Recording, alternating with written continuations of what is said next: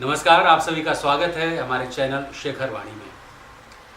जैसा कि मैं पहले से कहता रहा हूं कि हमारे इस चैनल में साहित्य के बारे में, सिनेमा के बारे में, रचनाकारों के बारे में और उपन्यास, कहानी, कविता, नाटक, इन सब के बारे में बातें होती हैं। और मुख्य उद्देश्य होता है कि आप को हम नई रचनाओं से, रचनाकारों से परिचित करा सकें, आपको प्रेरित कर सकें कुछ पढ़ने के लिए और नई दुनिया जानने के लिए। तो आज चलिए मुलाकात करते हैं एक ऐसे ही रचनाकार से जिनकी 39 किताबें प्रकाशित हो चुकी हैं और कुछ के नाम मैंने शुरुआत में गिना दिए हैं। आइए मिलते हैं।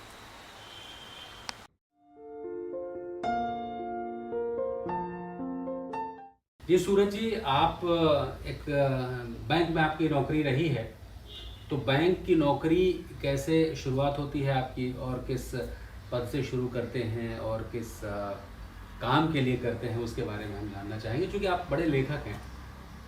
मैंने कुल मिला के 8 नौकरियां बदली और रिजर्व बैंक में मेरी सबसे लंबी नौकरी रही। लगभग 31 साल तक मैं बैंक में रहा और मैं हिंदी के काम से जुड़ा रहा और आखिर वहाँ से रिटायर होना होता है।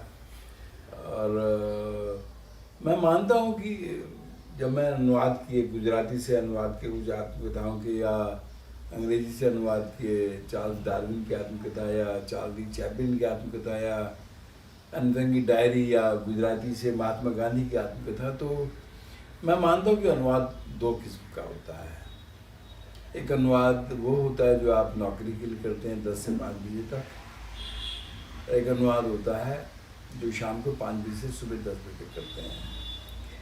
पहला वाला अनुवाद जो आप नौकरी के लिए करते हैं आपको घर देता है, स्टेटस देता है, बच्चों की पढ़ाई कराता है, यात्राएं कराता है, अच्छी नौकरी देता है और सबसे बड़ी बात सामाजिक हैसियत देता है, लेकिन पाठक नहीं देता। लेकिन शाम को जो आप अनुवाद करते हैं, शाम को सुबह से शाम तक, शाम से सुबह तक, वो अपनी मर्जी का अनुवाद होता है, अपनी मर्जी की किताबों का होता है। उसमें बेशक पैसा नहीं होता, पाठक होते हैं और आपको नाम मिलता है, पहचान मिलती है और सबसे बड़ी बात संतुष्टि मिलती है। मैंने चार्ली चैपलिन के आत्मकथा का अनुवाद 16 साल पहले किया था। वो आज भी बेस्ट सेलर अनुवाद माना जाता, अच्छा अनुवाद माना जाता। और उसे करके मुझे जितना सुख मिला वो मैं ही जानता हूँ। मैं ज़िंदगी भर कम से कम 50,000 पन्नों का अनुवाद किया होगा, मुझे उतनी संतुष्टि नहीं मिली जितनी 2-3 किताबें करके अनुवाद मिली हैं मुझे। तो इसका अपना सुख है अनुवाद। तो सर, अब इसी पर हम ले लेते हैं कि चार्ली चैपलिन जो आपने अनुवाद किया, तो चार्ली चैपलिन की जो फिल्में देखी है उसके बारे में पढ़ा होगा, जाना होगा। अनुवाद करते समय उस पर क्या नया कुछ परिदृश्य आपके सामने आता है या उसके जीवन का? जब भी मैं किसी आत्मकथा का अनुवाद करता हूँ तो 2 बातें मेरे ध्यान में रहती हैं। पहली बात कि अगर चार्ली चैपलिन अगर हिंदी में अपनी आत्मकथा लिखते तो कैसे लिखते, किस शैली में लिखते, मैंने वही शैली अपनाई। दूसरी बात कि अगर महात्मा गांधी अपनी आत्मकथा हिंदी में लिखते तो कैसी हिंदी में लिखते, तो मैंने वही भाषा शैली अपनाई। डार्विन के लिए भी यही और एन फ्रैंक के लिए भी और मिलेना के लिए भी बात अपनाई मैंने।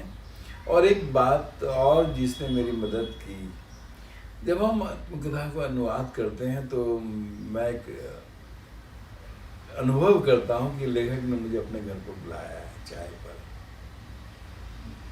वो बागवानी कर रहे हैं, फूल तोड़ रहे हैं, चाय बना रहे हैं और बातें कर रहे हैं, अपने जीवन के अनुभव सुना रहे हैं। तो ये जब हम उतने नज़दीक आते हैं, जब आप आत्मकथा का अनुवाद कर रहे हैं तो बहुत लंबा समय लगता है उसमें और बहुत समय देना पड़ता है, ध्यान देना पड़ता है और कोई काम नहीं कर सकते। तो आप पूरा अरसा उसके साथ रहते हैं, लेखक के साथ। और एक मज़ेदार बात और भी है कि आत्मकथा लिखने वाला लेखक ही नहीं होता, कोई भी व्यक्ति हो सकता है, नेता भी हो सकता है, खिलाड़ी भी हो सकता है, फिल्मी अभिनेता भी हो सकता है। तो हमें जीवन के अनुभव जैसे सुनाता चलता है, तो आप एक बहुत अच्छी स्थिति में होते हैं आप उस समय। एक आप जैसे उपहार मिला आपको, हाँ, कि आप उसके साथ वक्त गुजार रहे हैं आत्मकथा के जरिए। ये सुख किसी और को नहीं मिल रहा है जो हमें मिल रहा है।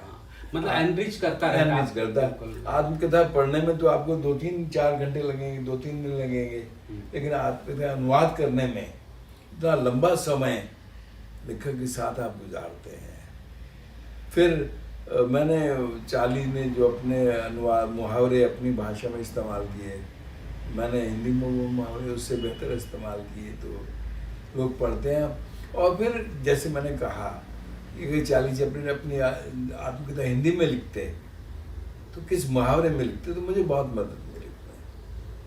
एक बात और भी मैं ख्याल रखता हूँ कि जब मैं अनुवाद करता हूँ, कोई भी अनुवाद, मैं वाक्य बोल के करता हूँ कि ये वाक्य क्या हिंदी में खप पाएगा या नहीं कर पाएगा, क्योंकि जब आप अनुवाद पढ़ते हैं आपके पास डिक्शनरी नहीं होती है, आपको अनुवाद के जरिए ही उस व्यक्ति तक पहुंचना है। तो भाषा ऐसी रखता हूँ कि मैं कोई भी पाठक पढ़े तो उसे अच्छा लगे। ये तो एक टेक्निकली वो बात हुई, जैसे कि आपने कहा कि उस हम लेखक के साथ चलते हैं, उसके साथ जीते हैं और कहीं ना कहीं एनरिच करते चलते हैं कि आप भाई बड़े आदमी के साथ हैं, अच्छी संगत में हैं, तो उसकी संगत मिल रही है तो आप भी बहुत ज़्यादा बहुत अच्छा अमीर महसूस करते हैं। देन उसके साथ की कोई घटनाएं कुछ आपके उनके जीवन की जिसने आपको टच किया हो, बताना जैसे चार्ली चैपलिन ने कहा था कि मैं बरसात में भीगते हुए रोता हूँ ताकि कोई मेरे आंसू न देख ले। वो जिंदगी भर दूसरों को हंसाता रहा, मुख्य फिल्मों के जरिए, ब्लैक फिल्मों के जरिए हंसाता रहा, लेकिन वो लोगों की जिंदगी में रंग भरता रहा। उसकी जिंदगी में जितनी करुणा थी, अकेलापन था, भूखा रहा वो बचपन में, दोस्तों के घर के आसपास मंडराता रहता था कि शायद दोस्त की माँ उसे खाने पे बुला ले। बहुत काम किया उसने, लेकिन उस सपने को नहीं छोड़ा कि मुझे एक्टर बनना है। जो सपना था वो मुझे बहुत जोड़ता है कि आप अगर ठान लें ये काम करना है तो करना है। और जहाँ तक महात्मा गांधी की बात है, उसकी आत्मकथा की, तो उनकी जिद, कोई काम करना है तो करना है, ये उनको बहुत ऊपर तक ले जाती है कि वो जो ठान लेते थे फिर किसी की नहीं सुनते थे। दूसरी बात कि उन्होंने जिंदगी में शायद 1 लाख पत्र लिखे होंगे, इतने पत्र लिखे, वो किसी को छोड़ते नहीं थे। तुरंत, जैसे उनका पहला पत्र उनको जब ट्रेन से फेंका गया था तो उन्होंने तुरंत शिकायत कर दी। किसी यात्रा पे अगर ट्रेन में रिजर्वेशन नहीं मिला, तुरंत पत्र लिखो, शिकायत है तुरंत पत्र लिखो, किसी के खिलाफ भी कोई शिकायत हो, अच्छी बात हो, तुरंत पत्र लिखो। और ये उनकी जिद कि अगर ये चीज़ मुझे परेशान कर रही है तो किसी और भी परेशान कर रही है, समाधान होना चाहिए। तो उन्होंने बहुत पत्र लिखे, उनके पास बहुत पत्र भी आए। मैंने महात्मा गांधी के जो आश्रम में वहाँ एक पत्र देखा, गांधी जी भारत, चिट्ठी तक पहुंची, यही पता होता था, यही पता गांधी जी भारत, जहाँ कहीं भी वो ढूंढ लिए जहाँ कहीं। तो बड़े लोगों की संगत भी बड़ी होती है ना, बहुत कुछ सीखने को मिलता है। और आत्मकथा के जरिए आप उनके नज़दीक पहुँचते हैं, उनके बारे में जानते हैं, और उनके दुख दर्द, तकलीफें, खुशियाँ, छोटी छोटी बातें कि कैसे व्यक्ति बड़ा बनता है। सबको भी 24 घंटे मिलते हैं, बड़े को भी छोटे को भी, लेकिन वो उन्हीं 24 घंटे का इस्तेमाल कैसे करते हैं।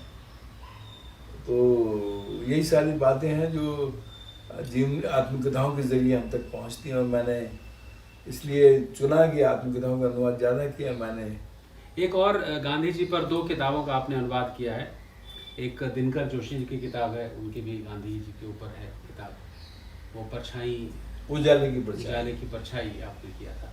तो उसका, उनका, दिनकर जोशी का नज़रिया क्या रहा उनको देखने के बारे में?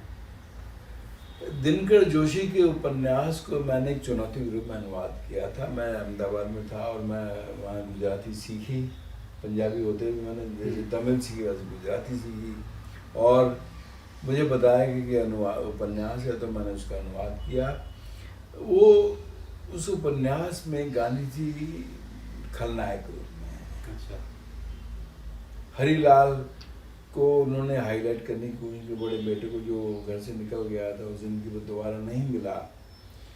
तो गांधी जी कहीं ना कहीं खलनायक के रूप में उसमें, उस पर बाद में फिल्म भी बनी है शायद, वो गांधी माई फादर। हाँ, गांधी नाटक भी बने कई भाषाओं में, गांधी विरुद्ध गांधी नाटक गांधी किए विरुद्ध जाते गांधी हैं, उसी पर है। उपन्यास पर है। अच्छा, हाँ।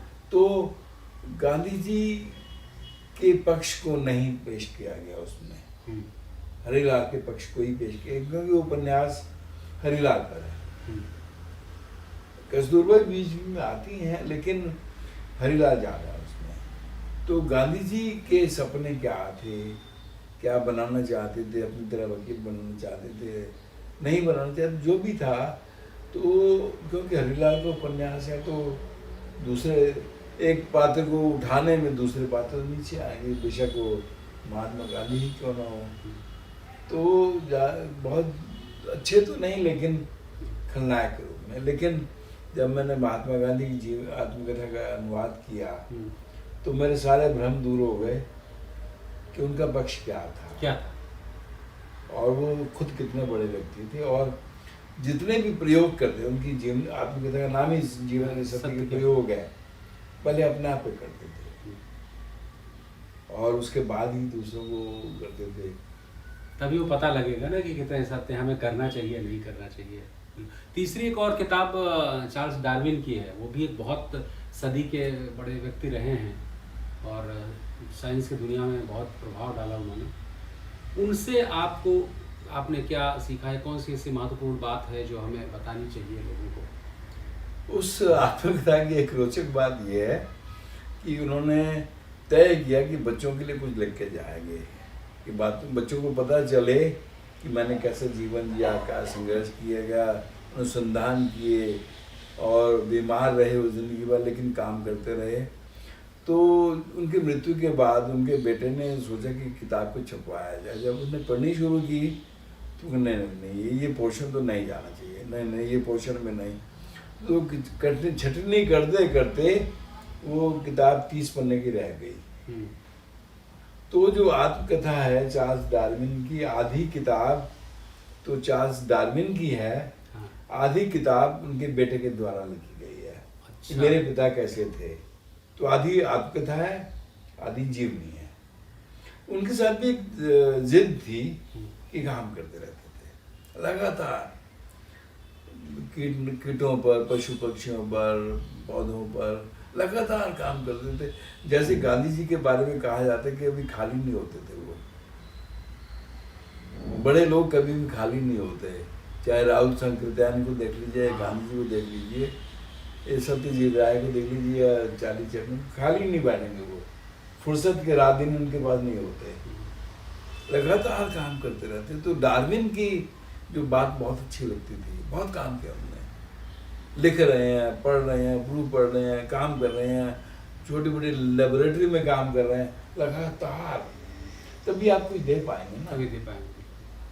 तो उनकी बात तीन व्यक्तियों की बात मुझे अच्छी लगती थी कि समय बर्बाद करने के लिए नहीं है मेरे पास, तो तभी उनको बड़ा बनाती है। इस वजह से आप भी, मैं देखता हूँ कि हमेशा बिजी रहते हैं, कुछ नया खोजते रहते हैं, नया सीखते रहते हैं। कुछ नहीं, आज भी मैं देखता हूँ कि सूरज जी नया एक फ़ोन में कुछ खोजेंगे, देखो अरुण मैंने ये खोजा है, फ़ोन में एक नया ऐप है, फ़ोन में एक नई क्रिएटिविटी है, हम इससे सुन सकते हैं, इससे लिख सकते हैं। बहुत सारी चीज़ें हैं जो मैं शेयर करता रहता हूँ, जो मुझे जानकारी मिलती है तो मैं सबको मुझे भी तो किसी ने दिया जानकारी तो मैं पहुँचा देता हूँ। क्योंकि नहीं होता क्या है कि इस उम्र में आने के बाद जो एक नज़रिया होता है, अरे यार हो गया भाई, कब तक करेंगे, मतलब ये जो है ना, तो वो करते रहना चाहिए, कुछ ना कुछ नया जुड़ता है, सीखने को मिलता है नया। तो ये आपके अंदर जो ऊर्जा है, कि शायद आपके नाम की वजह से, क्या सूरज का प्रकाश, मित्रों का स्नेह है कि मैं चाहता हूँ कि और भी काम करूँ, करता रहता हूँ, करता रहता हूँ।